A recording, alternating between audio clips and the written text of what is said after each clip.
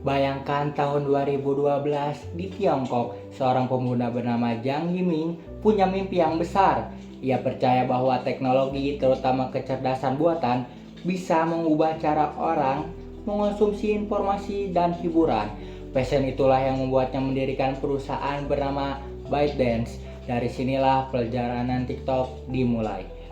Tahun 2016, ByteDance meluncurkan aplikasi video pendek bernama Douyin di Tiongkok. Jang melihat tren baru, generasi muda ingin hiburan yang singkat, cepat, dan sesuai dengan minat mereka.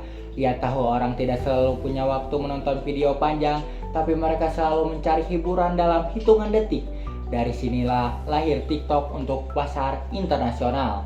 Inovasi ini lahir karena Jang benar-benar fokus pada kebutuhan penggunanya, bukan hanya pada idenya sendiri. Keunggulan TikTok terletak pada algoritmanya. Setiap swipe, setiap like, setiap komentar dari penggunanya dianalisis untuk memberikan konten yang paling relevan.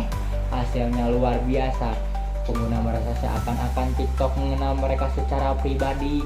Hanya dalam waktu 2 tahun, TikTok berhasil menembus ratusan juta pengguna di seluruh dunia, menyaingi raksasa seperti YouTube dan Instagram.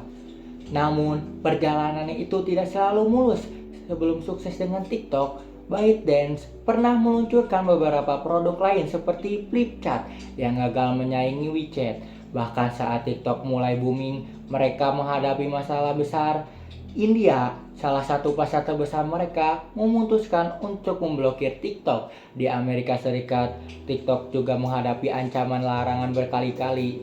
Bagi banyak perusahaan, ini bisa jadi akhir dari segalanya. Tetapi tidak untuk Jiang Yiming. Ia dan timnya tetap gigih. Mereka beradaptasi dengan regulasi dari berbagai negara, memperkuat manajemen internasional, dan terus memperbaiki strategi. Inilah bukti nyata ketekunan menghadapi kegagalan dan tantangan. Lebih dari sekedar ide besar, Jiang juga menunjukkan kemampuan eksekusi yang luar biasa. Ia tahu menembus pasar global, TikTok harus bergerak cepat. Salah satu langkah briliannya adalah mengakuisisi Musical.ly pada tahun 2017, lalu menggabungkannya dengan TikTok. Strategi ini langsung membuat TikTok diterima di pasar Amerika dan Eropa. Selain itu, konten TikTok selalu menyesuaikan dengan budaya lokal. Tren di Indonesia berbeda dengan di Amerika, dan itulah yang membuat TikTok terasa relevan di berbagai negara. Hasilnya, TikTok kini punya lebih dari 1 miliar pengguna aktif bulanan di seluruh dunia. ByteDance, perusahaan yang awalnya hanya startup kecil, kini mencatat pendapatan puluhan miliar dolar per tahun. Semua ini lahir dari passion Jiang Yiming di bidang teknologi. Fokusnya pada kebutuhan pengguna, ketekunannya menghadapi kegagalan, dan kecerdasannya mengeksekusi ide besar menjadi bisnis global.